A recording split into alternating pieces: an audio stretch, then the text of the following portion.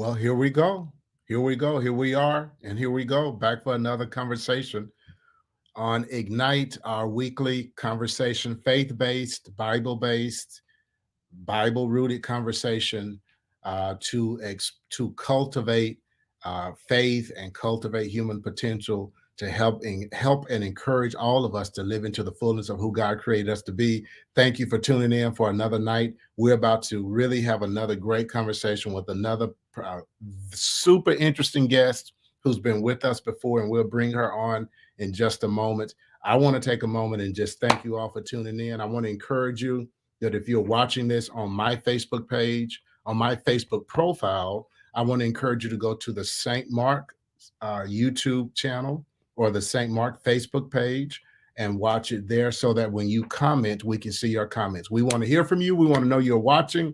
We want to know that you're tuned in. So post your hello, give a shout out to us, and say good evening. But welcome to this January 19th, 2022 edition of Ignite.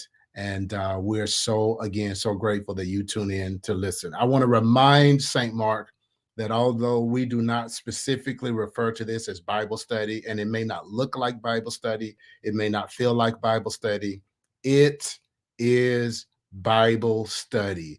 We are talking about the truths of God's word, but we're doing it in an untraditional, unusual way. There's not one way to study the word of God. You don't have to start by sitting down and reading the scripture and then talking about it.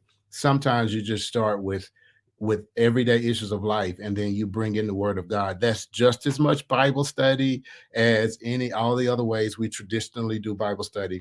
So thank you for tuning in, and don't tune us out because you say this isn't Bible study. I will tell you though that there are some things there are some things on the horizon. We are going to have some other venues, some virtual opportunities for you to engage in more traditional Bible study that I'll be bringing to before you. So stay tuned for that. And just a heads up, in the coming weeks, we have Ed O'Malley, who is the CEO of the Kansas Leadership Center, will be on with us on an Ignite conversation. The Sunday before that Wednesday, he'll be our guest preacher, our guest speaker for our Sunday morning worship service. So on the last Sunday of this month, Ed O'Malley will be with us, bringing the word, and then he'll follow that up with the conversation with us on Ignite. And then on the third and fourth Wednesday of February, Dr. Shauna Masheko will be back with us, and we're going to spend 2 weeks exploring the Enneagram. So I want to encourage you to go and check out 16 Personalities. That's where I know you can go and take the test for free. It's a personality assessment. It's free. It takes about 5 minutes or less to complete it. Of course, there are other tests that are more thorough. Dr. Shauna mentioned one that you pay for. She mentioned that last week, and we'll put that information out as we get closer to that date. But I want to encourage you to go take the test. The Enneagram is a personality assessment that was created by a group of priests. So it is faith-based, and the purpose of it is just so it's for self-understanding, and also it helps us to understand others. Of course, there are no exact personality assessments. They're all maps. And so the maps can help us understand each other and help us deepen our relationships and help us learn how to work better. So we're going to spend 2 weeks. I am a 7. Our guest tonight is a 7. I'm proud that she's an 8. She's an 8. Okay, I must be the only 7 in the universe. Am I the only 7 in the universe? But anyway, go take the test and get ready for February. And then, of course, again, Ed O'Malley will be with us the first Wednesday in February. He'll be with us on that Sunday. We also have a very special guest coming up on next Wednesday that I'll tell you about later in the show. Let me bring on our co-hosts and our guests. So first of all, let me bring on our pastor, co-pastor, associate pastor at St. Mark. Good evening, Pastor Yolanda. Good evening. How are you? I am well. Thank you for being back. We missed you last week. I missed being on. I really wanted to see Shauna. I've missed her for a while, but it seems like I've been gone for forever, but I've only missed one. So glad to be back. Really excited to be able to connect with Stacey this evening. Thank you for being on. And then, of course, Kai Green in the great city of Austin, Texas.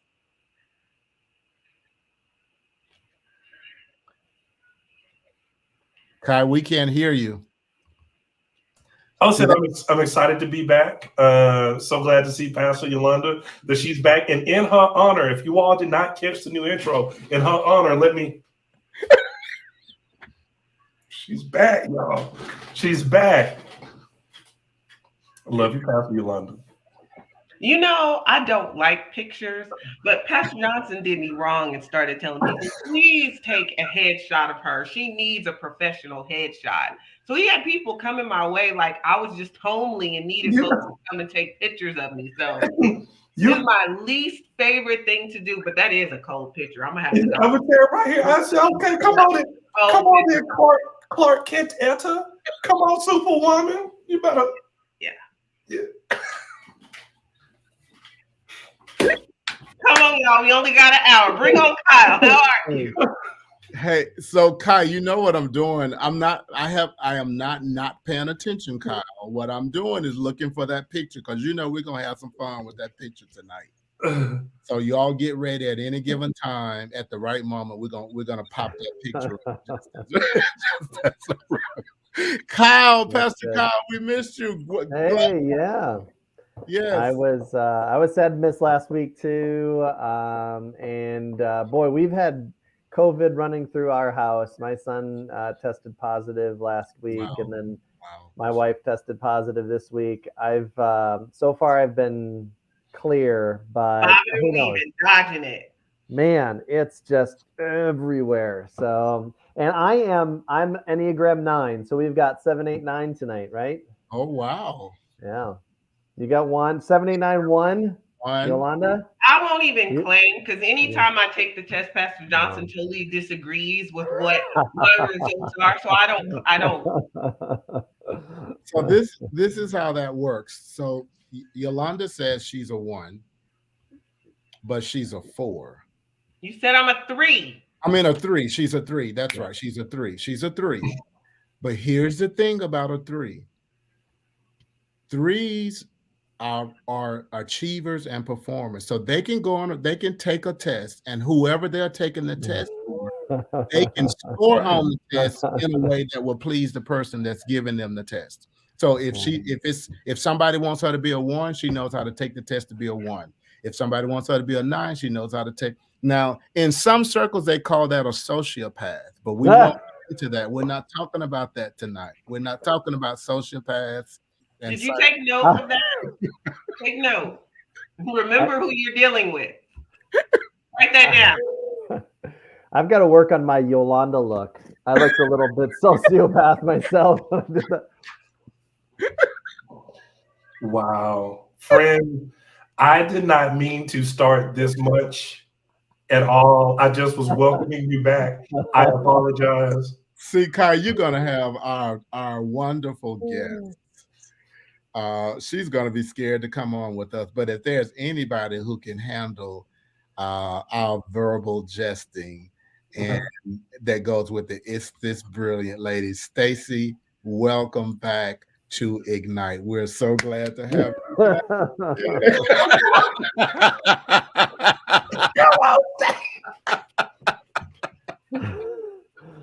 I've been waiting for 10 minutes. I'm like, oh, I'm going to come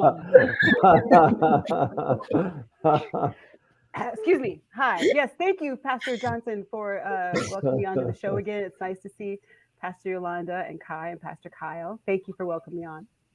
It's a pleasure to have you back, Stacey. I know you're in the midst of this is a legislative session in Kansas. Yes.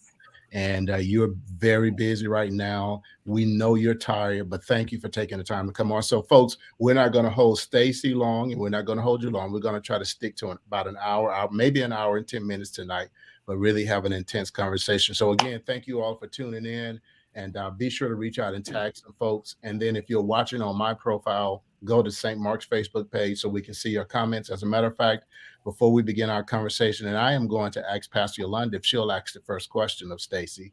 As she's preparing to do that, let me say good evening to Mama. Hey, Mom. Hey, Mom. My mom, Stacey, tunes in every Wednesday.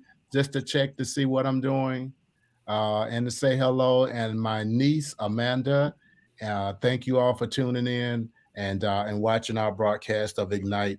So let's get started with our conversation. Kai, Yolanda, you want to ask the first question? So for the first question, we were going to go around and give our word for the week. Oh, yes, right. Let's do. We're going to give our word for the week. I ask everyone to come and give your word for the week. What's your word for the week? What's the word for you this week, Pastor Kyle? Oh, it's COVID. It's COVID all around. Wow, that's just been dominating everything the last week. Wow. Mm. And by the way, just since you mentioned that, Pastor Yolanda can tell you all she worked with the Wesley healthcare system, and all the beds are filled. The numbers are continuing to rise. You want to say a word about that, Pastor? Just encouraging everyone. We closed down 2 ICUs, so the neural intensive care unit and the cardiac intensive care unit at Wesley was closed down in order for there to be enough staffing in the emergency room to take care of the COVID wing. So there were 30 people, and this was last week. I didn't get the update today, but there were 30 people holding over in the emergency room for care. There is no care in the city. So do your best to stay away from people, wash your hands, wear your mask. If you have not been vaccinated, get vaccinated. And I also want to remind people that not only are we dealing with COVID, we're dealing with the flu, we're dealing with strep, and the common cold is still a thing. Okay, so make sure that you're just taking care of yourself. Get some vitamin C. Take all of your vitamins. Pastor Johnson has a concoction that he swears by, but take care of yourself, and do your best to not need the hospital. So I will tell you all about that concoction at the end of the show. We're going to do that because I am so tempted as a 7 to jump and start talking about my concoction, but that's not why we're here tonight. So thank you all. Stacey, Pastor Yolanda, let's jump in. First question. First question is, Stacey, how are you nurturing your faith these days? Actually, I thought I was going to answer the word of the week, because the word of my word of the week is testimony, because I've been up to my eyeballs writing testimony for various bills that are coming through, but that might come up later. We get Kai's word for the week and Pastor Yolanda's word for the week. My word is closer to healing, closer to reaching goals, closer to my family, closer connection with God, and closer to knowing my inner self. Awesome. For me, the word is discipline. I believe it might come up later in our conversation when talking about what we do and maybe do not need to be doing. Yep. Wow. All right. But to the question of how am I nurturing my faith, I wish, as with most people, you have the roller coaster of faith. And I have been reading slowly an N.T. Wright study on the book of Mark. So I've been sort of making my way through that since the beginning of the year, which has been very interesting. I think one of the things I'm coming away with is I don't know if I need a study. I think I need a commentary, because in the study, he'll ask questions like, well, what do you think about this? And what do you think about that? And I find myself thinking, I don't know. You need to tell me. What am I supposed to think about this? Yeah. Because I think I'm still in that part of my faith where I'm working through stuff. I'm rubbing past things that are making me ask a lot of questions. The study is really good. N.T. Wright is an excellent writer, and he asks great questions, but several times he'll ask a question and I'm like, I don't know, dude, that's why I'm reading your book. You're supposed to tell me. Yeah. I don't know. Why did Jesus make that comparison? I don't know. But the N.T. Wright book on Mark. Awesome. N.T. Wright is for those of you that are listening, if you enjoy reading the New Testament and digging deeper, I think, in my opinion, and I think this is a popular opinion, N.T. Wright, who's British, is the foremost New Testament scholar in the world. And what I love about him is that he is from all phases, parts of the spectrum, conservative, progressive. He's respected among all of them. but he is strongly evangelical, and he is a brilliant intellectual, and he writes in defense of things like the resurrection and the miracles and all that in a way, but he does it in a way that is intellectually valid, and so he is considered the one of the, if not the one of the premier New Testament scholars. So great that you're reading him, and a guy like that wouldn't wouldn't close all the loops and wouldn't answer all the questions. One of the things that makes them so brilliant is that they provoke us to think for ourselves. So you're on the right path, Stacey, and I think that's reflected in how you approach your work and how you approach your life. I know you are happily married. I love seeing the pictures of you and your family. You want to tell us?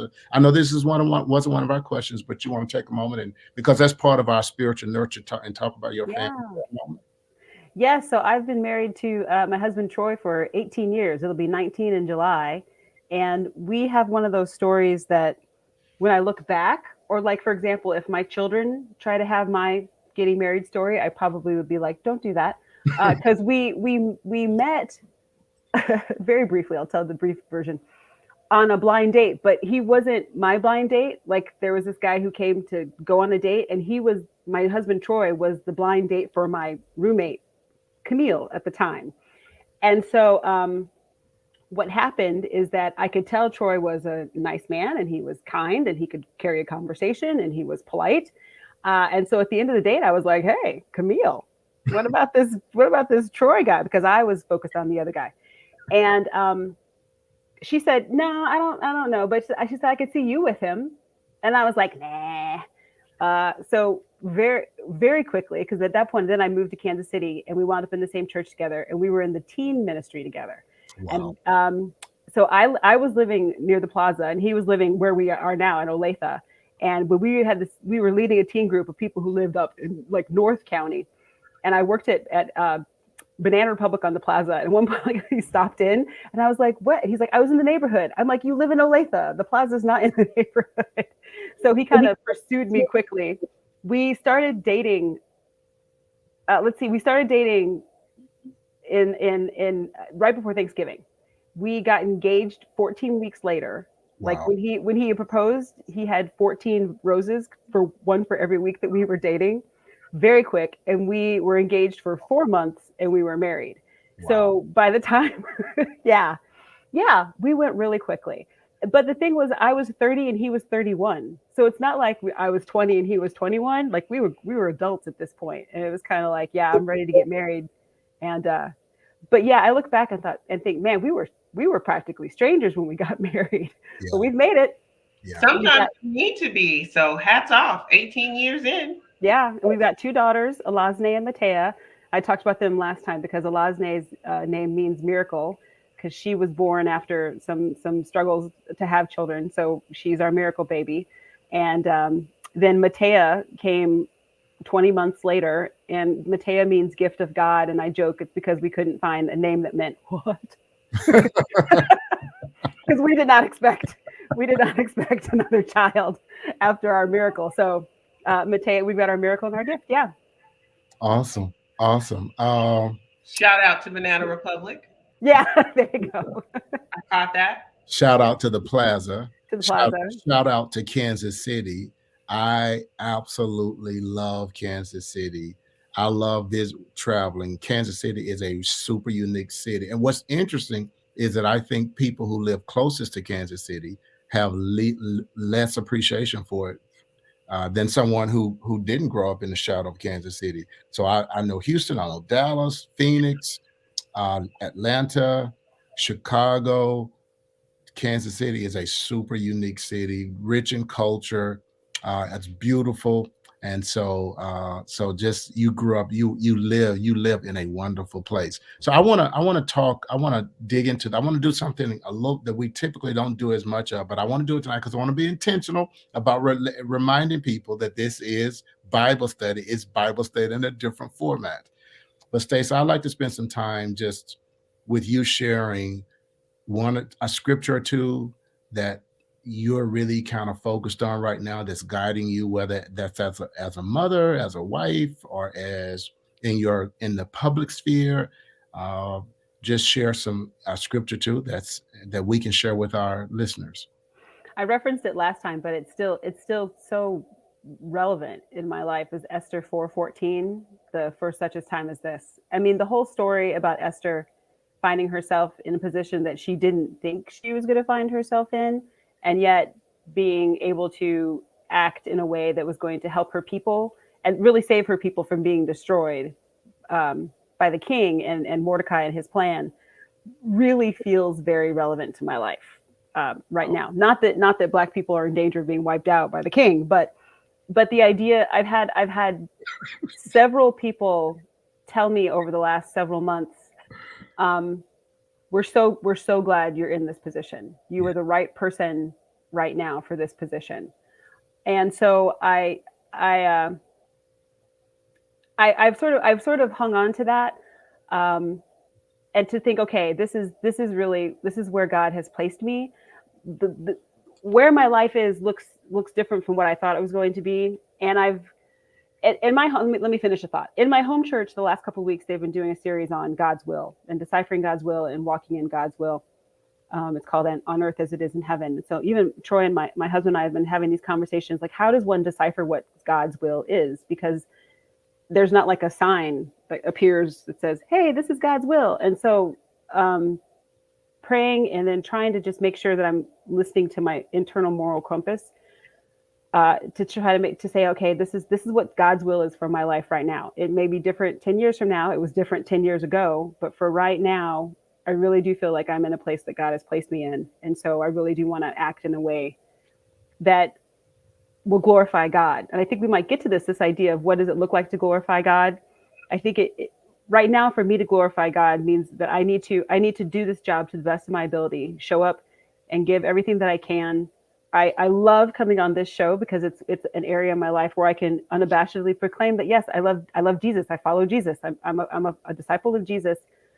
And that my faith is important, that it is my faith that's guiding the decisions that I make, that I'm doing what I do because of my faith. And, you know, my actions or what I post on social media or the things that I choose to spend my energy with really do come back to what honestly really does seem to me like God has placed me in this position. That was brilliant. Yeah. We're going to go back and when we save this video and capture your statement, that was an absolutely beautiful, brilliant statement. And thank you for your unabashed, clear expression of your faith. And that's why I admire you, Stacey, because I understand the political dynamics of your position and the role you're in now. But I love the fact that you're wrestling with how do I live that out with integrity to my faith and to who I am, and that there are no easy answers. I love that you and your husband say, how do you discern the will of God, and that's not easy. It's not like, because I just to note, I'm kind of like not happy with people who try to paint Christian faith as, you know, all you got to do is pray and everything's going to work out. If you pray, all your problems are going to be solved. All you got to do is ask God for his will, and it's just going to be so easy. Because those of us that are really living this life know that is not the case.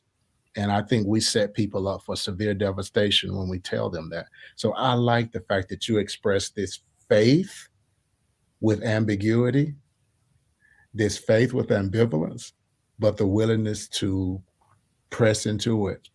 Let me pause and see if other hosts want to jump in on that.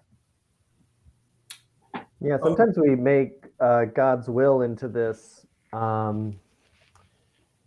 unknowable thing, and sometimes God's will is just our faithfulness in just right where we're at and what we're doing. And so I really appreciate what you're sharing there. Yeah, I think too, the other thing that stuck out for me was, you know, she talked about, well, hey, I'm going to this church, right? And then she goes, we're doing this series. She beautifully lays it out really, really quickly. And it's like, you know, just discerning God's will for your life as it is in heaven. She's just going through it. And then she goes, but yeah, based on the sermons, then me and my husband have been having talks. Yeah. Right? and so I kind of like, and I tell you all, the word I've been stuck on here lately is discipline. right? Yeah. And if I were to, turn it, you would say, okay, well, spiritual formation. And so when I hear people say that, I started to ask the question, okay, for a lot of us that attend church regularly, whether it's virtual or in person, whatever you're doing, what is happening that the conversation that the pastor is having with us about God, where are we having those conversations with our significant others? Wow. Right? Wow. Where is that? Like, where is that happening? Where is that doing life piece happening? And to me, that's where that discipline part comes in. Like, who am I talking to about how God wants me to correct my life, or how I perceive that God wants me to carry my life? Number two, the other thing that she said that I think is so important is, and Kyle touched on it perfectly, this idea about God's will. For so long, I thought God's will was a 100-year-old document that was written in stone, and that this was just the way that it's got to be. But understanding that God's will for me in this moment might be different from God's will for me at the end of this day. Not in how God loves me, not in how God values me, not in how God sees me, but how God decides He'd like to use me. Right? And we can't tie our value to what's going on now to our greater overall purpose and usefulness. So she said a lot there. So all that was just like so wonderfully said. Yeah, I mean, that's one of the things I love about Stacey, that it's clear she's on this journey. She's on this exploratory journey with God, and she trusts God, even when she doesn't know the answers, even when it's all crazy, even when it doesn't make sense, that she's in the journey and she trusts God. And so somehow things will be revealed. In the meantime, I'm going to be faithful. And I love the story of Esther. Esther, to me, that story, and we'll put it back up for those, that great statement that Esther makes, that Mordecai makes to Esther. Maybe, who knows, and maybe God has you in this place for such a time as this. Because in life, I'm always shocked, Pastor Kyle, at who God chooses to use. So we set up these plans, we set up these programs and these agendas, and we think we know who the stars are and who's going to do what. And we're always shocked by who God eventually uses, right? That is just one of the beautiful things about the Christian faith, is that we're always shocked by that. I mean, as much as we respect Dr. King was probably the least likely person in terms of African American clergy to lead that movement. There were pastors across the country who had been engaged in advocacy and civil rights way before he even. As a matter of fact, he was running away from it. And of course, Linda, my wife at home, they know that I love this story. That Dr. King had, his plan was to finish his PhD, leave the South, get a big church up north. Kyle, a big church. His dad had set him up because his dad was a prominent national Baptist preacher. Get a big church up north. Then he was finishing his PhD, so he was going to teach in a seminary setting and pastor a big church. And Andrew Young, his associate, says that no sooner as he had finished the last line of his dissertation, Rosa Parks goes and sits down and and his whole life changes, right? His everything he had planned falls apart. And now he's called into this massive thing. And then 12 years later, he's dead. So it's, when we talk about God's will, God's purpose, God's calling, is filled with so much ambiguity and ambivalence and not knowing and fear and trepidation.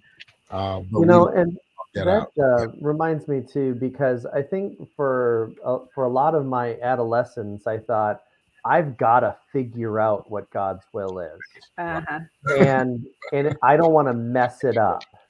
And what if I do something wrong? I make the wrong decision or whatever.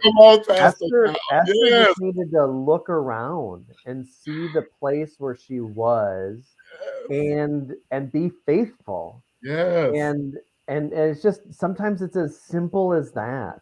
Like, what are the voices in our life saying, this is where you're gifted.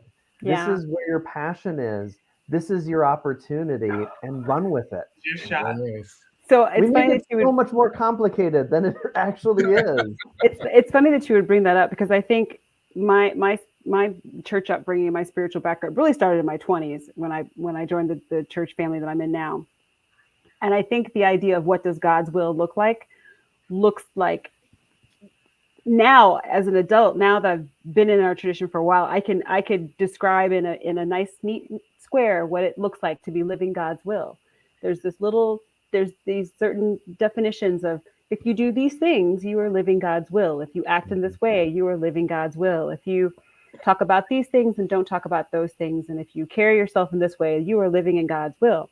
And I think it's a little box. It is a very tiny little box. And right now, although I very clearly, like, I would be hard pressed to, some days I just shake my head like, this has got to be God. There's just nothing about where I'm at right now that I could have guessed 7 months ago, right? Like, there's nothing that I could have seen coming.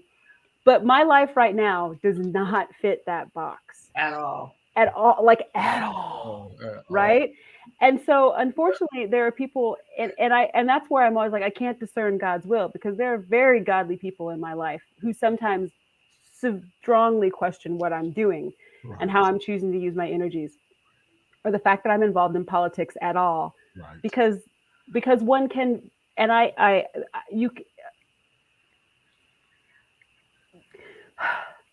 it's not in that box. Politics is not in that box of things that people not do. on the list. It's not on the list. And so the fact that I am like unabashedly political, I ran for office as a Democrat. And just now I work for an administration, I'm advocating for policy, I'm writing testimony, I'm doing all these things. That's why some days I have to catch myself, because there are days when I'm like, well, maybe I'm not doing God's will, because it doesn't fit those things in that box. But part of me, it's like Esther. I'm like, she's like, if I perish, I perish. This is what I'm gonna do right now. There we go. So I feel like this is the ride I am on. I'm gonna see it till its end, and maybe I'll get back to that box. But right now, that box feels so small. It feels so limiting. And so I'm gonna just try to live God's will where I'm at. I think about one of my favorite biblical stories, Stacey, is the birth story, the Christmas story. When you take it out of the 21st century, doctored up Christmas tree and lights and all the beauty and white Christmas and all that stuff, and you get to the story, because there's Mary with an unexplained pregnancy, scorned by her community, and there's Joseph in love with this woman who's pregnant and it's not his child, and he's trying to figure out how to get rid of her. All of that chaos, and yet they're at the very center of God's will. Yes, they're at the very center of the will of God, but yet everything is in complete chaos. And so just that, and I tie that to Dr. King, because there's a beautiful picture of him sitting in his office, and I know the story behind that, and there are books everywhere, there's paper everywhere. It looks like the junkiest, just most disorganized office ever, but the look on his face is complete peace. And I think that's because everything's in chaos, but somehow I know that even though I don't know if I'm going to live another day, I'm getting threatened. My life is being threatened so much. I'm at the center of God's will. And that's where I want to be. So we champion you. We're with you, and we're praying for you. We're so glad you came back on. I'm going to make a slight switch, because I want to talk about, you're a yoga teacher, and I want you to talk about that for a moment. Yeah, we do. But I want to mention Kai's mom came on, and she says, hello, I'm Kyron's mom. So I gave a shout out to my mom. She at first, it just says Facebook user, but she wanted us to know that this is Kyron's mom. So mama, you got to give me another shout out, because we got to beat Kyron and his mom for the number of shout outs that are given tonight. So mom, I need you to give us shout out to me one more time so we can outdo Karen's mom. My Hello. mom might be watching too. I don't know. I mean, If Stacey's mom is watching, please give us a shout out. I need to Please. text her right now. Mom, log Text- on. Yes, this is the shout out. This is the shout out contest. Tell her she needs to get in the Lord's will by texting and letting. And she has to take a photo like that. Okay. You know, I have to say, Pastor Johnson, that's very much like an Enneagram 7 to be bouncing all the way around and like trying to turn it into a competition. Yoga. That's a Yoga. That's a Yoga. So, yes, my yoga.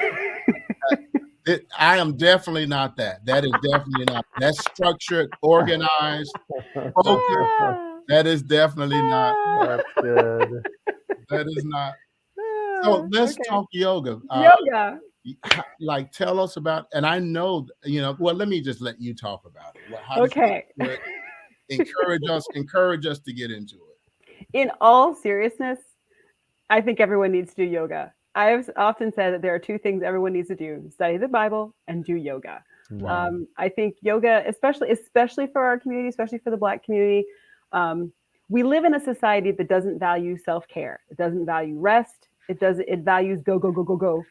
And then as African Americans, we're in a society that also, it just doesn't value self-care. I don't know how introspective we are as a culture, mainly because we've had to just be so stinking strong since we've landed on this continent. But I have practiced yoga probably since 2010 or so, and became a yoga instructor in 2012 is when I officially finished my first little bit of trainings. And I've studied it since then. And I think yoga is very valuable because I think there is so much go, go, go. And yoga is an actual practice that helps us to rest and slow down and be aware of our breath.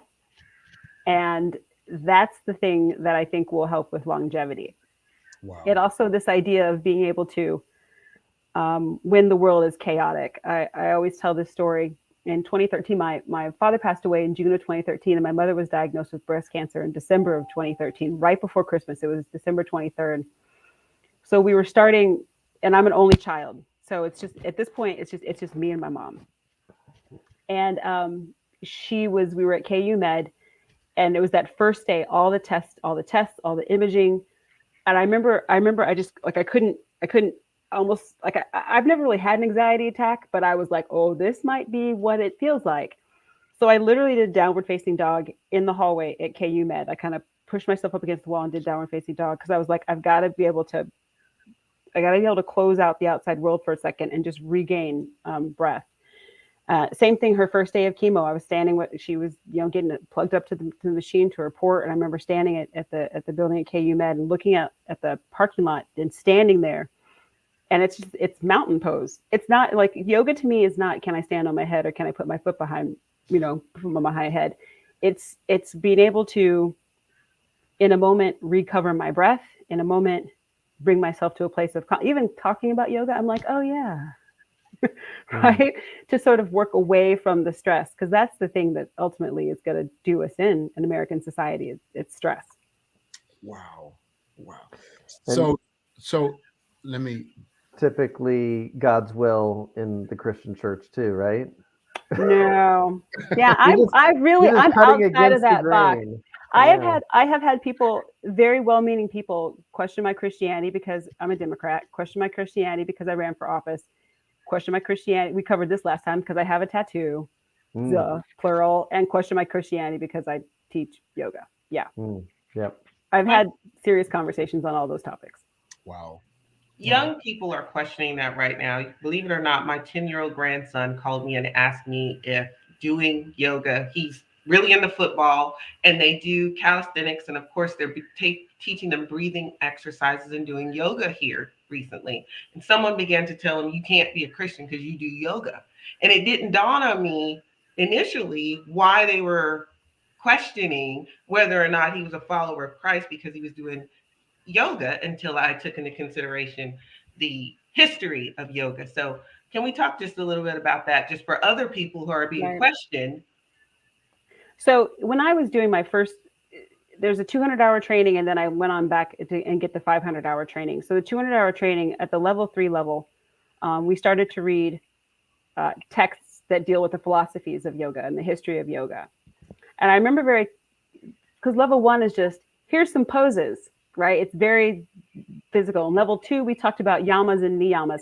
By the way, the study of yamas and niyamas, even as I was reading that, I was like, oh, these are up in the Bible, one side and down the other. In fact, I did a 10, did I talk about this last time? I did a 10-month study where I took all the yamas and hand cranked it out. Like I didn't use a concordance.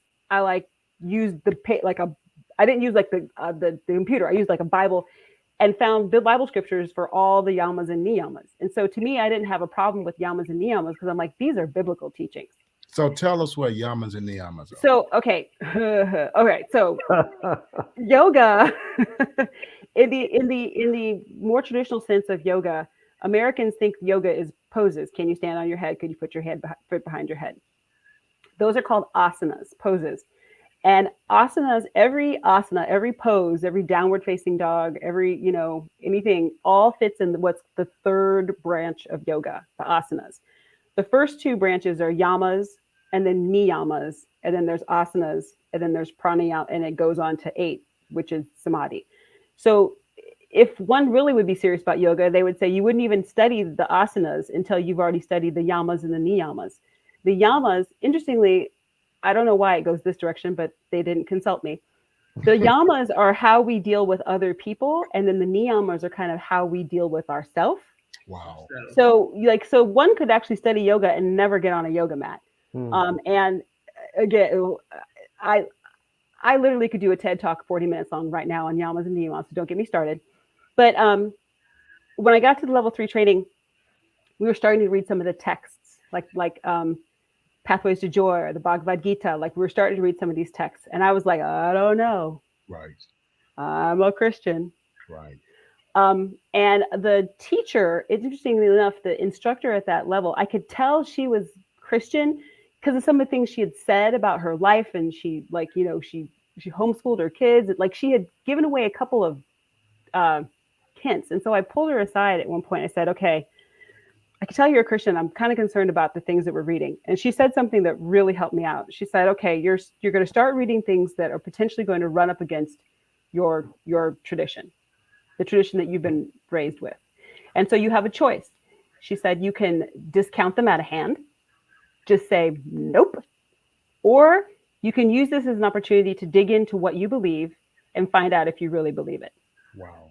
And so before I started reading some of these texts, I remember I went back and read the Go Eat Popcorn. I read Galatians, Ephesians, Colossians, and Philippians. Like I'm like, let me just read. I read like 4 books of the Bible to like let me just get some Bible in me before I start reading these other texts. So I could see, I think, and I wish more people would do this. Like I wasn't threatened by the things that didn't agree with what I believed. I was like, okay, I can see that is not in line with what I choose to believe. I can let that be. And I could be over here believing what I choose to believe. I can learn about this tradition, be well versed in the tradition, be able to I could talk about yamas and niyamas for an hour, but that does not threaten my Christianity.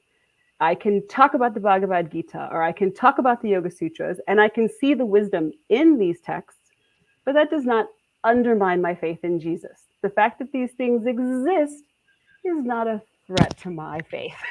Yes. And so, and Yeah. I wish, Refuse to be put in the box in anything. yeah. I like that. So I mean, so it's like I'm just not threatened. I can see the benefit of yoga, and quite frankly, there are things that I think the yoga teachings get right, because, like, for example, Christianity doesn't teach me how to breathe. Right. It says meditate. It says be still, right? It says be still. It says meditate on the word. Paste these things on the, what do you say, tie around your thigh. I mean, like, it's clear that we should meditate, but it doesn't specifically say Breathe. Inhale, count of 4, exhale. Like the actual physical practice of yoga, I will tell you, up one side and down the other, has helped my spiritual practice of Christianity like almost as much as reading the Bible. Absolutely. Absolutely. Because it taught me the practice of yoga taught me how to physically keep myself in check. I'm an Enneagram 8. We're hot-headed, we're opinionated, and we're loud. And there have been a couple of instances in my life where my impulse has been to lash out, scream, and be an Enneagram 8. And I can remember one instance in my life where I was being berated for something. And I remember plugging myself into my chair, and my first thought was, breathe, Stacey. Breathe.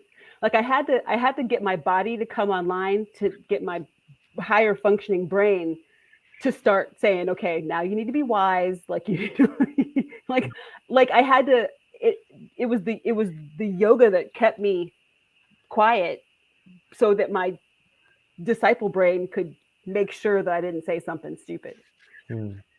Absolutely. I totally agree with that. Go jump in, Kai. Yes, please. No, just I love all of this. I agree a lot of what she said, and I'm gonna hit these words again: discipline, spiritual formation. What do those practices look like? And that's really what she just gave us. For myself, is mixed martial arts. Jiu-jitsu. I absolutely love it. But like she said, people think I'm pretty nice. I have a temper. I'm a large person, but it's to be able to process in my head all the range of options I have. But the part is, I want to land at peace. I want to land at resolution. It's like, and so like she said, the space, it creates almost a buffer between your immediate tendency and all the thoughts that are kind of shuffling through. It buys you enough time, right, to let things kind of simmer. Totally. And then, you're like, I'm kind of in my right mind. I still want to smack this person, but I think I have words that will be able to convey what I need them to convey. I mean, because as a baby Christian, boy, that scripture, take every thought captive, make it obedient to Christ, was preached at me so many times because I tend to my mouth just goes. But I would go, well, like, how? And there was never really a how. It's just, well, this is what the Bible says. And so yoga has given me a good tools to the actual how to implement my faith and be calm.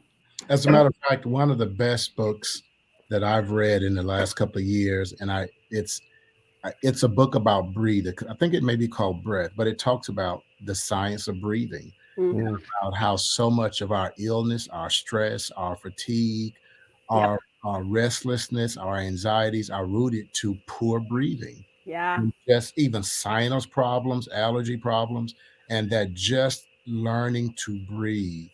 And we've even been taught, when we do intentional breathing, so much of it has been taught wrong because we've been taught to take in as much breath as possible. But it's more about exhaling and getting the poisons out of your body, but calming the mind. It's about being human. And it's so interesting. If we went to a heart doctor and he says, if you don't stop eating this, and if you don't do these exercises, your heart is in poor condition, you're going to die. We take that as science, we go by it, and we apply it. But if somebody tells us, if you don't breathe, and if you don't pause, and if you don't learn to discipline your stress, then it's going to destroy you. Then we see something spiritual, weird about that, or we see that as being somehow unchristian. So give us a final word about yoga, just in terms of encouraging. How do people get started? What's the best way to get started? What's the simplest way to get started? You can't throw a rock on YouTube or Instagram without hitting a yoga influencer. I mean, if someone's truly a beginner, I would say Google gentle yoga, and then don't get tripped up on, don't follow these rail thin 20-year-olds who can do everything, because a rail thin 20-year-old is going to make you feel bad about yourself. So find somebody who kind of looks like you. And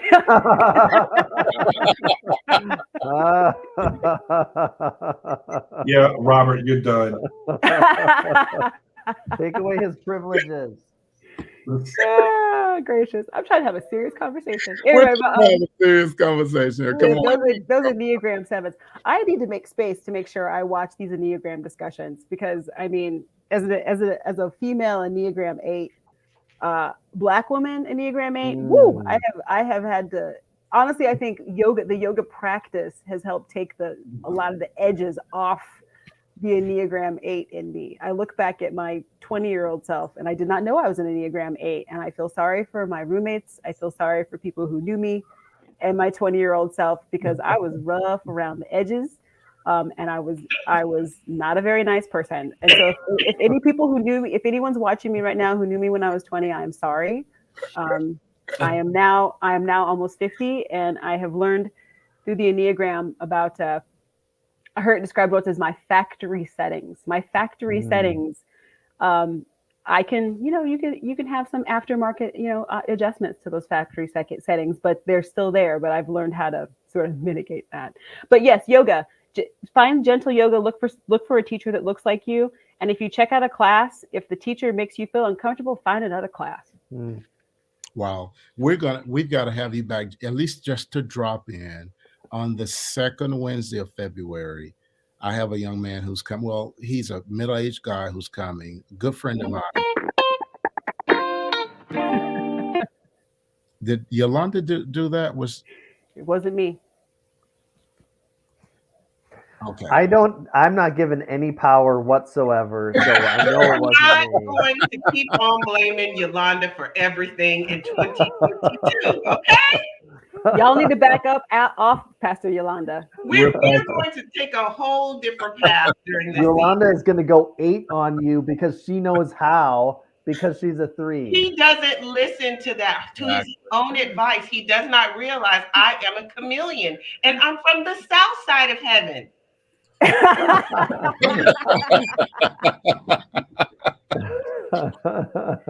I cannot. I love it. So we have a young on this show. You guys are awesome. His name is Marlon Hall. He is an anthropologist and an art curator and a filmmaker. He was invited to Tulsa, Oklahoma, just to help create art community around the Tulsa Greenwood history. And he's a yoga teacher. Come on now. Oh, you know what? Yes, Marlon Hall in Tulsa, Oklahoma. I think I've heard about him.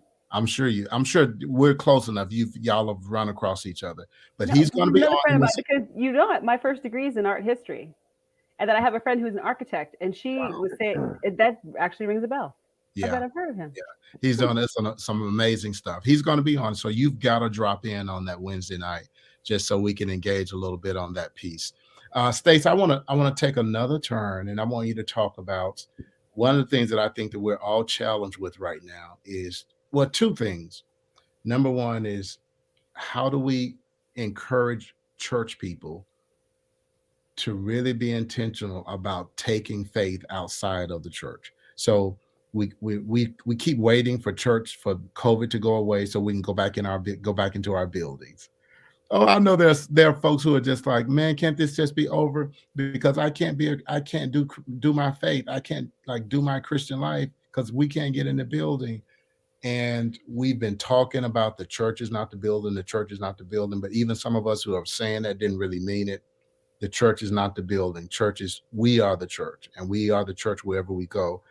But you do that. Can you talk about kind of how that happened for you? Did you get that from your parents? Was that the church you were nurtured in? But how have you been intentional about living your faith beyond the walls of the church?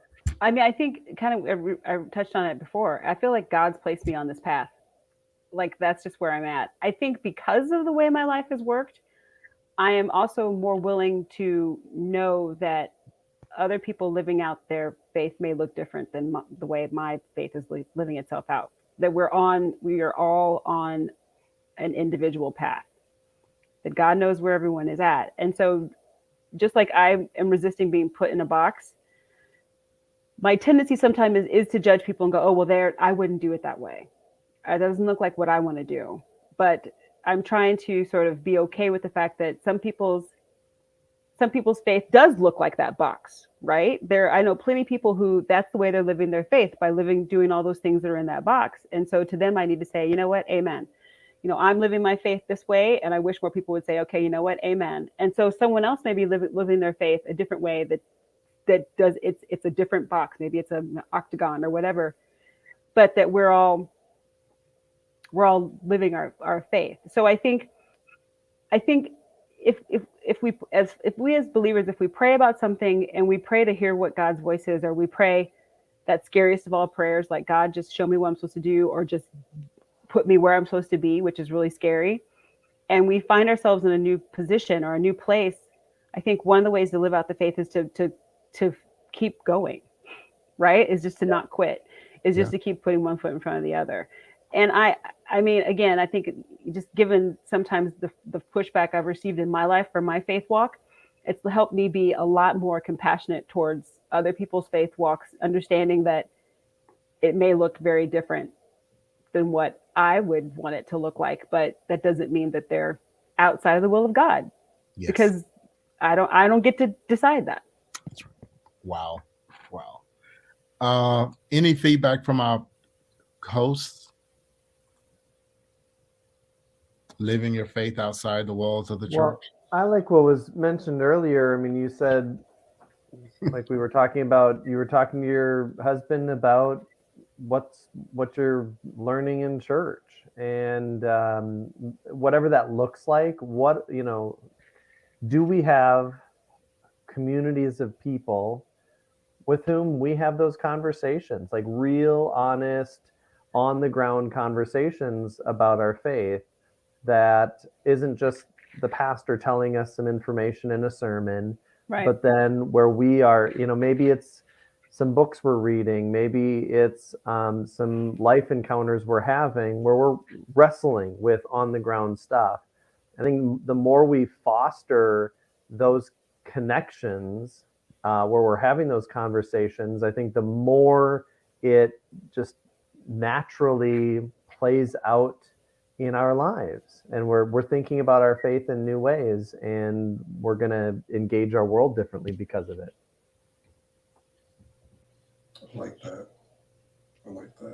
Yeah, I will tell you, and again, this is, I think Kai has really been great about pushing us on this issue in terms of, he has this idea of, rather than just gathering to hear a sermon every Sunday, do we really need to hear 4 different sermons?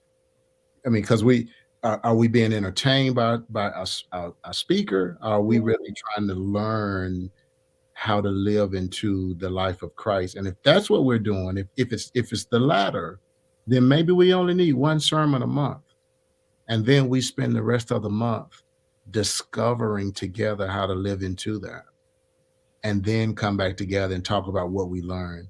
That if it's about living into the fullness of Jesus, that's a more effective deal than just gathering.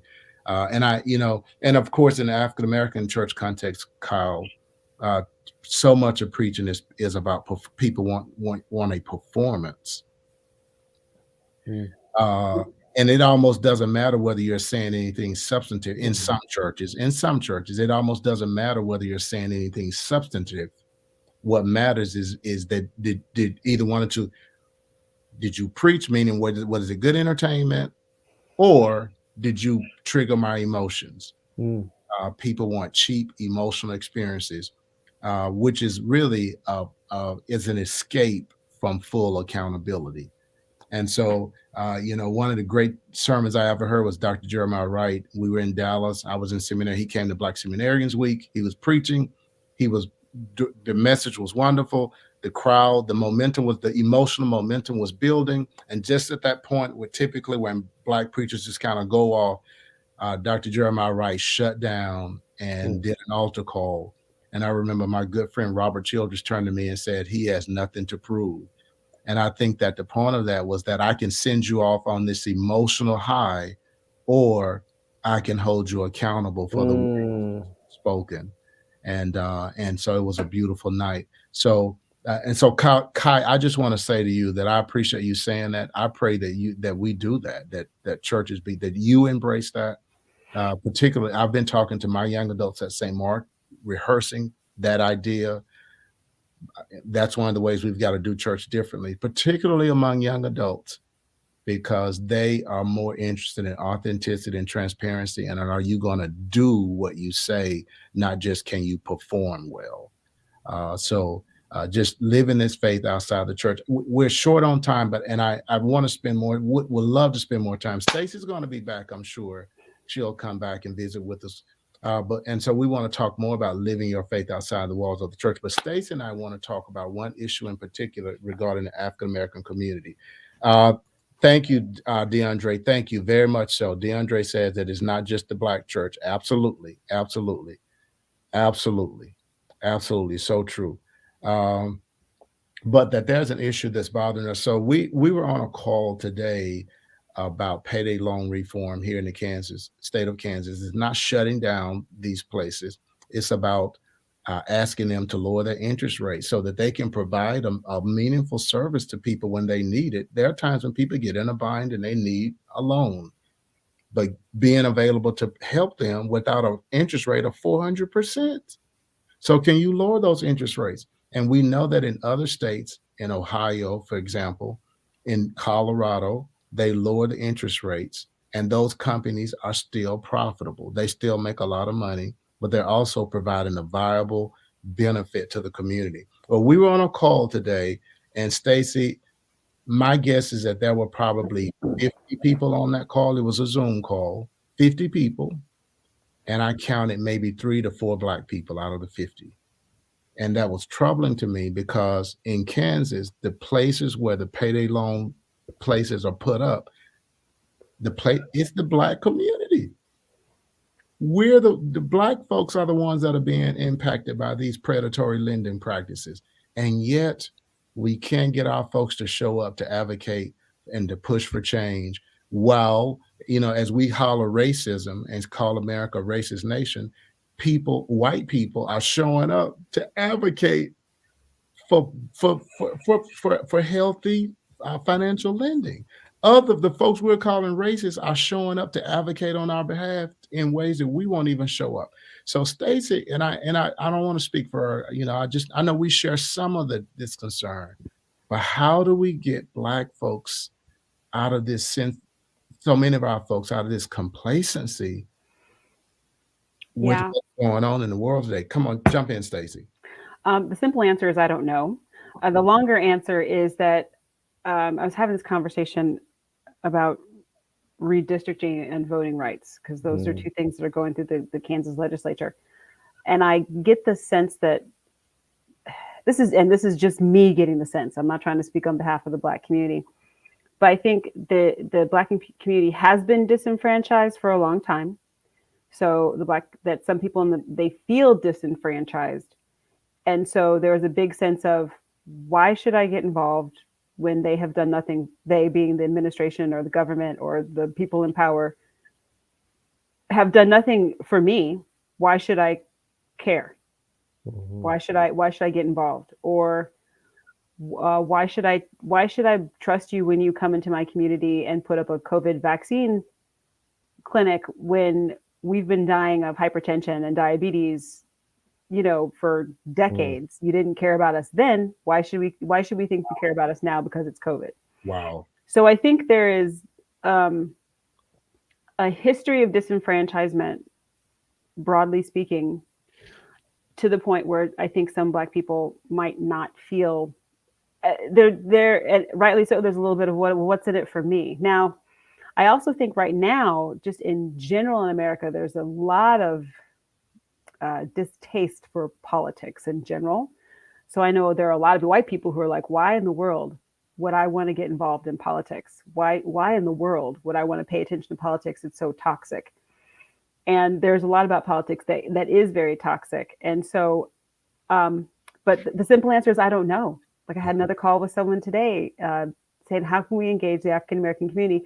Because a lot of issues that come through the legislature will have an impact on the African American community. if it's redistricting maps that put Wyandotte County in the first congressional district. Yeah, I had to take a breath there because I'm like, okay, Stacey, pull it in. Right, but Every time I open my mouth, I am a representative of the governor of Kansas, and so I don't want to speak too crazy. But to convince people to say, hey, this is gonna impact you. If you're in a district with the people who border the Colorado border who are in the Mountain Time Zone, I don't know if your interests are the same. So I simply don't know. One argument could be that people in the African community are more concerned about other things, that they're more concerned about just living day to day. Like, I think a lot of people are very concerned about issues of the police and how the police are involved in the community. So it's not that they're worried about trying to think of something that might be going through the legislature that may or may not have any, that may not be impacting their life. Like, am I going to live through this day? yes, Right? Like police training and how the police interact with the community is one of those things where it's like, what will happen to my son when he goes to the gas station versus will the legislature pass some bill that has to do with, gotcha. That's something. good. So I don't know. Maybe it's an issue of finding the right topic.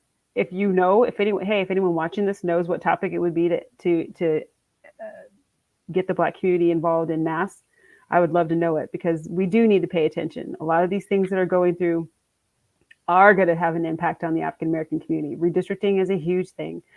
Voting rights are a huge thing. There's a bill I'm set to give testimony on tomorrow morning, SB 42, that is going to allow KDHE to specifically track maternal mortality rates in the state of Kansas, specifically looking at African American women and their outcomes, because the maternal mortality rate in Kansas is ridiculous. Black women die at like the rate of 3 times higher than white women do. And so that, as a woman who's had 2 children in the state of Kansas, that is important to me. And I know there are plenty of Black women in the state of Kansas, and some of them have died. And so I would love to have that something be looked at, right? This is something that can impact our community. So, Wow, great stuff. I don't know if the others want to jump in, but I do want to say, I do want to say, I want to say that what happened. He's getting fancy. Y'all. I want to say that that, man, the issue of what's happening with passing laws to keep certain information from being taught in school under the label of CRT. So it's not CRT. And if you've heard me in some of our public spheres, it is not CRT. CRT is a graduate level course. It is not being taught in grade school. What's being taught in grade school is just American history. The fact that some people don't like certain parts of American history does not make it CRT, and does not mean that it shouldn't be taught. If we're going to teach about the Alamo, if we're going to teach about 9/11, if we're going to teach about how we stormed the beaches of Normandy, then dadgummit, we need to teach about how Black people were placed into chattel slavery, and that it was on the backs of free slave labor that this country became the greatest economy in the world. And Black people, we need to wake up. It's not about, I'm not fighting a racial war. What I'm saying is that we are human. We are American citizens. And the first step to reversing everything we've won over the last 60 years is to begin to suppress the history the part of history that we participated in. That's significant to us. The parts of history where we significantly helped to shape the American story. And then the redistricting, the voting issues, we've only been full citizens in this country for 57 years. 57 years that we full citizens, meaning that we had full access to the right to vote, and we had the power to shape public policy. And already it's been taken away. We need to wake up and realize that there are people in this country who have the levers of power, who have decided that for right now, democracy is not the most important thing. They're willing to give up democracy if it means that they get to hold on to power and they get to get rid of other people. And so it is up to us. We can't wait for them to give us something, to do it for us. We can't wait for people to be compassionate. We need to embrace the power that God has given us. And we do have power, Yeah. the power to vote, the power to voice, financial power. We need to do everything that we can, not to fight a racial war. We are to love all people. As a Christian pastor, I will always tell you that.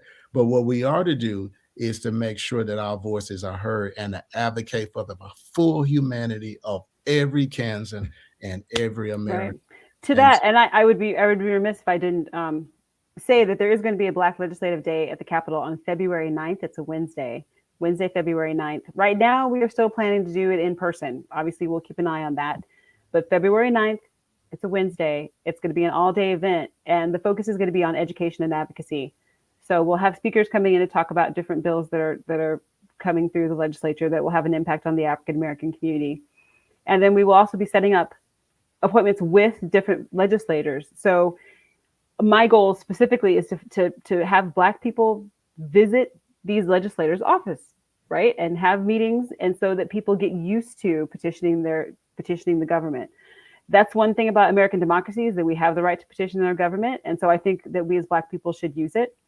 I think because there's power in numbers. Now, there's not the simple truth is that there is not a lot of Black people in the state of Kansas, right? I think at best we're like 6% of the population, but it's 6% of the population. We are here. Yeah. I was at an event on Monday for Martin Luther King Day in Junction City, Kansas, and I was like, look, there's room full of Black people in Junction City, Kansas. Now it's close to Fort Riley, so I suppose I shouldn't be surprised.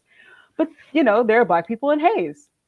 Nicodemus is still a town, right? Yes. So I think, yes, to get used to petitioning the government. And then, I did it. I ran for office because I think the only way to really affect change is to get different people in office. So just really trying to build up a Black political base of people who are willing to run for office. And quite frankly, and I really honestly, I have no problem saying this next sentence. I don't even particularly care what political background they are, as long as they get involved. Right. Because I think that if there are people who are Black Democrats, or if they're Black Republicans, or they're Black Libertarians, or if they're Black whatever, they're still going to be Black. And so just to get more Black people involved in the process, I think for me is a real goal. Yes. To get more people involved in the process. Because a lot of times people will complain to me about politicians. And I'm like, well, did you vote? Yeah.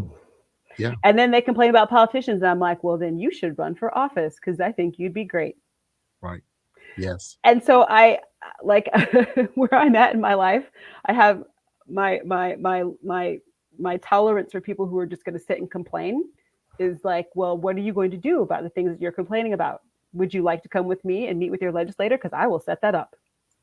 Like, yeah. It's the Enneagram 8 in me. What are you going to do? Yes. If you're not going to do anything, I'm not sure why you're telling me about it. So it's like, yeah, because if you want to, I will help you, and I will facilitate you over there, and you can be as active as you need to be, but don't just sit and complain. And I've been struck with this thought that we go through these seasons where these politicians, they're running for office and they are saying, listen to me, vote for me. Yeah. And they are petitioning us, and we are hearing from them constantly for certain seasons of certain years. And perhaps to the same degree, we should be petitioning them if that's what they do to us. Yes. Yes. So if they want us to listen to them, they need to listen to us as well. And I think that's important. Yes.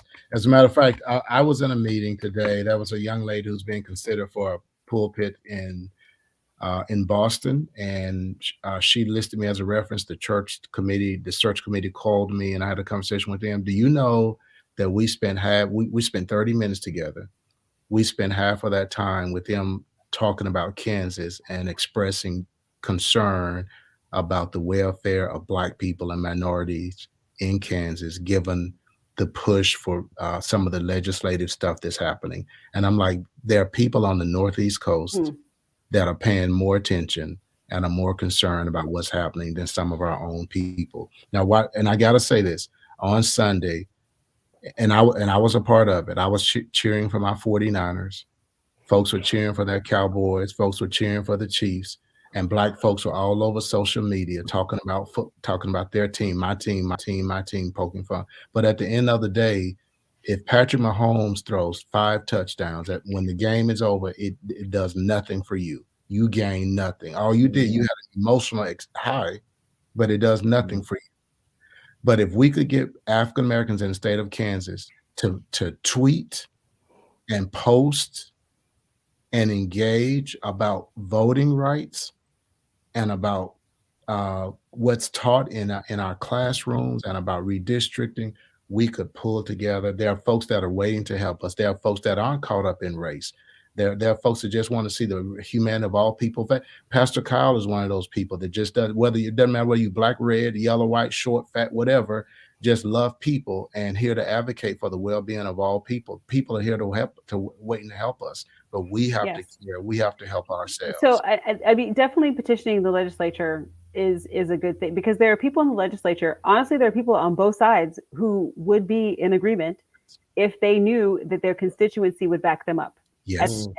When all is said and done, to your point, for better, for worse, for good or bad, politicians want to stay in their seat. They want to stay in their seat. So if they really think they will lose an election, if they vote a certain way, they will not vote that way. That's right. So if there's politician, XYZ in district ABC with a constituency of, QPR, whatever, if they heard from enough people saying, listen, this is really the will of your constituency, it would give them, especially if that person may agree, it would give them cover to be able to say, my constituency has said that's right, that this is what they want.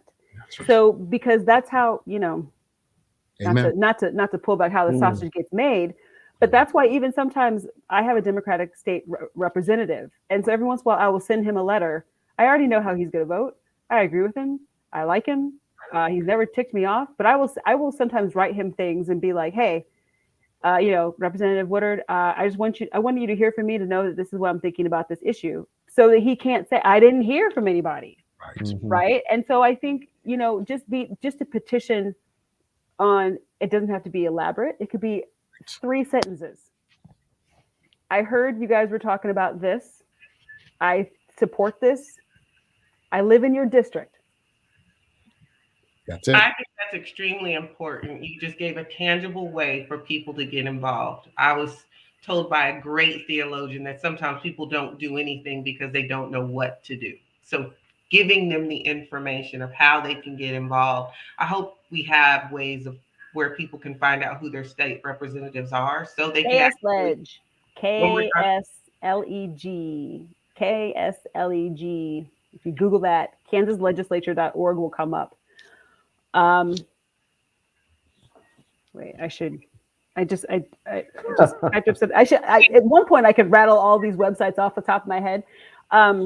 KS Votes, quite frankly, you can look up your registration to know if you are registered. KS Votes. And whatever county you're in, for example, I'm in Johnson County. If I go to the Johnson County election office site, I can look up my registration to know who my representative, what all the districts, right? So I know who my state rep is, who my state Senate person is, Board of Education, county commissioner, water district, all those people. So if you go to your county, and I looked this up for Geary County because I was going to Junction City. I haven't looked up if you go to Sedgwick County, but my guess is if you go to Sedgwick County election office, you should be able to look up that information about yourself. Then you will know. Then if you go to KS Ledge, you could put in House District 30. Who is that?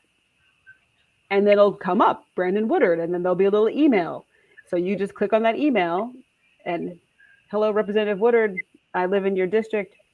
Here's what I think about what you're talking about today. I love it. I hate it. I think you should vote for it. I think you should vote against it. So once you find out from your county election office what districts you're in, you can take that information and go to the KS Ledge, the legislature. And quite frankly, It's, honestly, sometimes the Kansas legislature website is not user friendly. It isn't.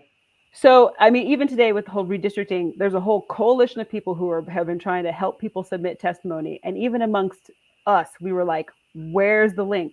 Where can we find the maps? Where's something easy where we can tell people where to go? So sometimes it's not user friendly. One can say what you will about that, but appreciate. First of all, I want to make sure that the people that are listening now and that will listening later, that before the end of the week, that you will take an opportunity to do exactly what she said. Find out who are your state representatives and reach out to them. That's the least that we can actually do. And you'll find that once you reach out to them, you'll begin to get information when things are actually put on the table. They've said that they're in session now, and I believe so. You'll be in session until March. May. Till May. It's important for us to get involved. You mentioned earlier, Stacey, that while you were going through yoga and you came up against some things that may have been questionable, someone challenged you to go deeper. Use it as an opportunity to go deeper and to test your faith, to test what it is that you actually believe. I think that's what we all need to do in every aspect of our lives. We need to be willing to test what the status quo, test what it is that we've been taught, test what it is that we've heard, and apply it to our lives. I think that part of the African American issue is that we've lived in secrecy for so long. It's not our problem. Yeah. Or I don't want you to know that my child endured that. So we don't want to talk about it. It's them, not us. But we need to understand that now is the time. We almost ran out of King's dream, is what I'm saying. Okay. It almost ran out. Mm-hmm. Time for us to take it to the next level. We've got to go deeper. We've got biracial children that are struggling with different experiences that we need to begin to qualify things for. We've got, I always talk about women, and I could go on about that for a long while, but women, we are looked over so often, and I'm so glad that you are in the position that you're in. I'm so glad that we have a woman governor in the state of Kansas right now, but they need support. People, they need support. We will not have a Democratic president if you don't decide to vote. There are 26 Democratic politicians that I believe are retiring, aging out. What are we going to do about that? But you can't do anything about it if you don't dig deeper and make yourself aware of what's going around you. Get your head out of the sand. Right. And begin to ask questions. The only way you said, I really like when you said, do the baby yoga, right? You may not know anything about politics right now. You might not know anything about Christianity right now, but take a step. Yes. Ask questions. There is no stupid question. Yes. Jump into it and begin to just allow someone to breathe into you and to share information that can help make not just your life better in this season, but the life of your children and your children's children's children. Yeah. You don't want to do it for yourself. Do it because you have a legacy coming behind you. And I didn't mean to go off on a tangent, but I really appreciate that we're giving people something tangible to walk away with tonight. Get in contact with your legislators and let them know how it is that you feel. It's important. Amen. Amen. Thank you for that passion, Pastor Yolanda. I wanted to put up I don't know if it's Black Advocacy Day or African American Advocacy Day in Topeka at the legislature on the technical title is Black Legislative Day. Black at Legislative at the Capitol, but it's going to be a day of education and advocacy. Mm-hmm. Okay.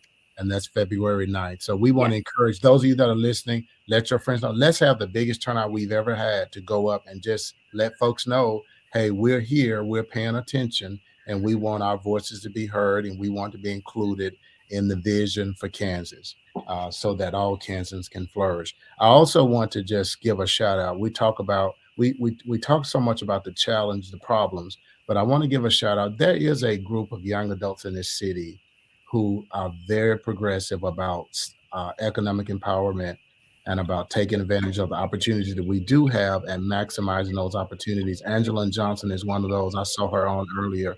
I commend you for your work, your engagement at such a young age, because we want folks to be engaged. And then I want to commend Brian Robinson, a member of St. Mark, who was a part of a prison ministry, taking it to the streets, that went into the prison. When I got here 5 years ago, they had been going into the prison twice a week, every week for over 20 years. Faithful. They now cannot go into the prison because of COVID. But Brian talked to me the other day, and he says, Pastor, I need a letter, because since I can't go to the prison, I'm just gonna go to the local jail. He says, but I gotta go in there and encourage people. And that just lifted my heart, because I'm like, yes, that's somebody that's like, God has blessed me. I don't have a lot. I don't have everything I want. I don't have a dream life. But God has blessed me, and I'm not going to be selfish, even though things are in total chaos. I'm not going to live a selfish life. And to your earlier point, he's living his faith outside of church. Like, not everyone's called to do a prison ministry, right. And that's okay. Not right. Everyone has to do a prison ministry. But why? I mean, that's what I mean. Like, just because I'm like, well, I wouldn't do a prison ministry. Right. I'm like, but let the brother do a prison ministry. Like, that's what God has told him to do. Yes. Some people are like, I wouldn't get involved in politics, but God has told me, guess what, Stacey, you get involved in politics. And so I'm like, right. This is just what, let each person figure out what they're supposed to, what God's will in their life looks like.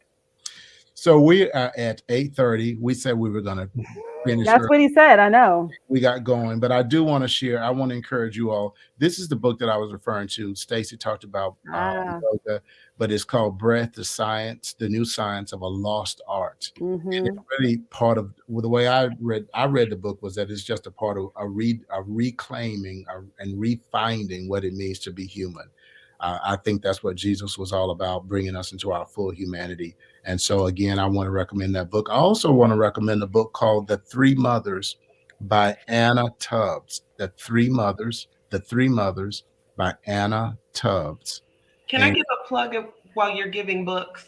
I know for those of you who use Audible, great. But there are some books that are not available to be read aloud. But your Kindle does read aloud. Your iPad will read aloud to you. There's a setting, you just Google it. How do I make my iPad read? For you seminarians, Kai, you're needing to get those 400 pages read it in a week. You can let your iPad read to you. Just Google how to make my iPad read aloud, and it'll give you some modifications to make in your settings. I didn't mean to interrupt you, but I wanted to give that tool. Absolutely. I just want to recommend this book as we prepare for Black History Month, which is going to be more important, as far as I'm concerned, Kai, than it's ever been, because, and Yolanda said this on another broadcast, that regardless of whether other people tell our story, we got to tell our own story. Yeah. We got to tell our own story. And this book, I am reading this book right now, and it is riveting. It is. And it's about the mothers of Martin Luther King Jr., Malcolm X, and James Baldwin. And it talks about how we focus on the men, Yolanda. We focus on the men and the heroic lives they live. But if you know the stories of the mothers, you will know that those three men were directly and profoundly shaped by their mothers. How they saw the world, and even their courage to protest came from their mothers, So again, I want to encourage not just the ladies. I want to encourage all of us. I'm reading through it, and it's just every page is just it's just burning through my soul. And I want to encourage you all to read it. I sent it to my daughters and encourage them to read it. Folks, thank you all so much. Stacey, you are always so provocative and also always so insightful. St. Mark, the Journey Covenant Church here in Wichita. Though these co-hosts, we are praying for you. We got I'll take it. We got your back. And if you need some foot soldiers to help get organized and get things in order, please call on us. And we look forward to having you back. And please, I will let you know when Marlon Hall is coming on. I'll remind you. And if you just drop in, and I love to let you all dialogue a little bit on that night. Talk about yoga. Talk about yoga. Yes, dig deeper. Kai, thank you. Pastor Kyle, thank you. Kai, we're praying for you in your seminary journey. Deontay Hayden starts his seminary journey. This, as a matter of fact, on Monday, I believe. Does he? Yes. Deontay helped CAC produce our Martin Luther King video. I thought he did a great job too, and I thought he was wonderful to work with. Yes. So, yes. Absolutely. And Pastor Yolanda, thank you. I know you've got a lot going on as well as just between managing full-time job and the work here at the church. But thank all of y'all for coming on. And she has to keep you in check. And she helps to keep me in check. Hey, send me back my email. I'm going to put you on blast on public. Can you respond and give your initials so I can get my documentation in?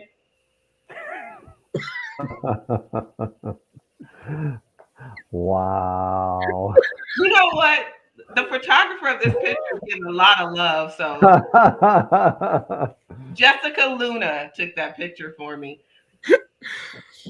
So thank you all, and all of you all that tuned in with us tonight. Thank you all for coming on, and we look forward to seeing you back on next Wednesday, and then on this Sunday, of course, St. Mark family. We look forward to worshiping with you. Those of you from the Journey Covenant Church, God bless you in your worship this weekend, and may we preach the word and worship God in a way that not only impacts the saints, but impacts those who are seeking hope in this chaotic world. God bless you all. Have a great night.